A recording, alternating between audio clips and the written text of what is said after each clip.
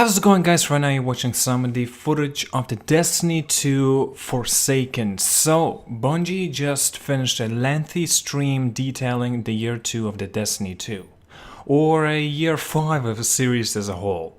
That kicks off with the Forsaken expansion this fall, but they also went into a bit of more of a detail of what we can expect from the following year. And the things is, they are changing.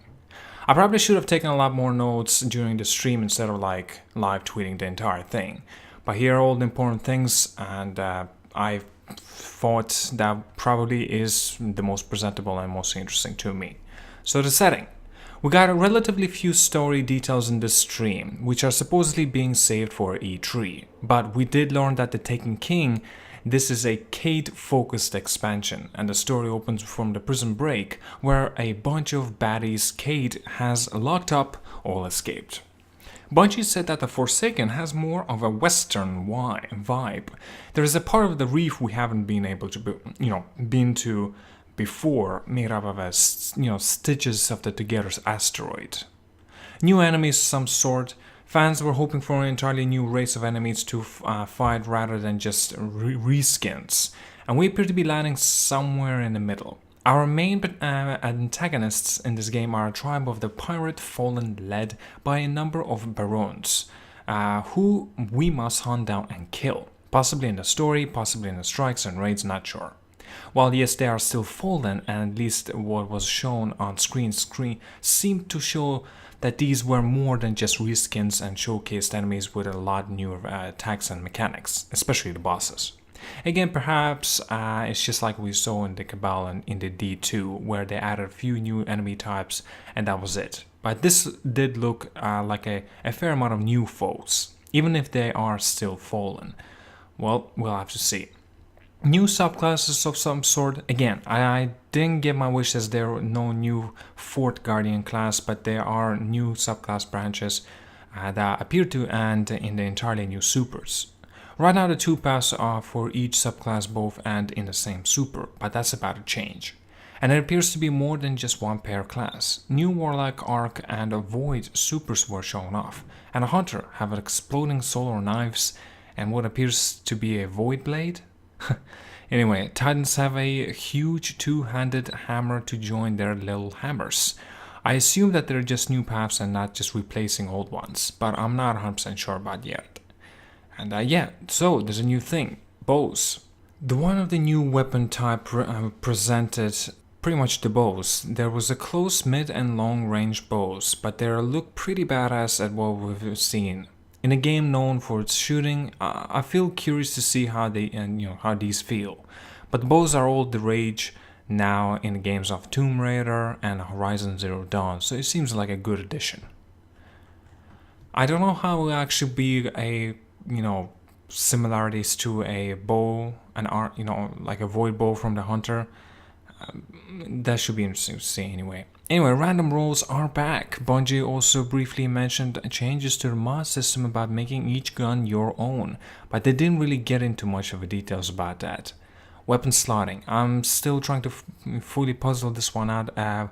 What seems to be in the case that you can now put in any weapon in any slot, that there is still 3. So what that means is that you can keep D2's dual primary system if you want, or you can go back to D1 with primary, sniper, shotgun, fusion, and heavy, or you can go nuts and do 3 shotguns, 3 snipers, whatever. Well, I have no idea what kind of ammo imbalance issues this creates. More freedom is probably better than less. So I like it, provided it doesn't end up totally breaking the game. Gambit. We have been hearing about a new way to play Destiny for a long time now, and thank God it's here. It isn't a battle royale mode, rather it's Gambit, where 2 teams are in PvE arenas where they kill enemies to bank tokens and prevent the other team from doing so. Summon and burn down your boss first and you win. There's a twist here, where you can also send a member of your own team to invade the other arena and attack the rival guardians as they fight. There's a lot more to explore and process here, but I've not really seen or heard anything in this type of genre like this before. It sounds pretty cool. I'm looking forward to playing it at least. The Dreaming City. Bungie has designed a separate area just for an endgame content, full of secrets and bosses, and also home to the raid. I believe it's not just the raid. I think that players will be able to go down other activities there, but I'm not sure. It looks like a Rivendell from the LOTR. Need to hear more about it, but I like the idea of a dedicated high-level endgame zone that isn't solely about the raid alone. So achievements, collections, Destiny 2 is inserting a brand new achievement tracking tracking system in game, which I absolutely love. I've been struggling something like this in the eons, and it's great to finally see something like this in the game. This will track all the stuff you've you collected, so you can see where you get what you're missing.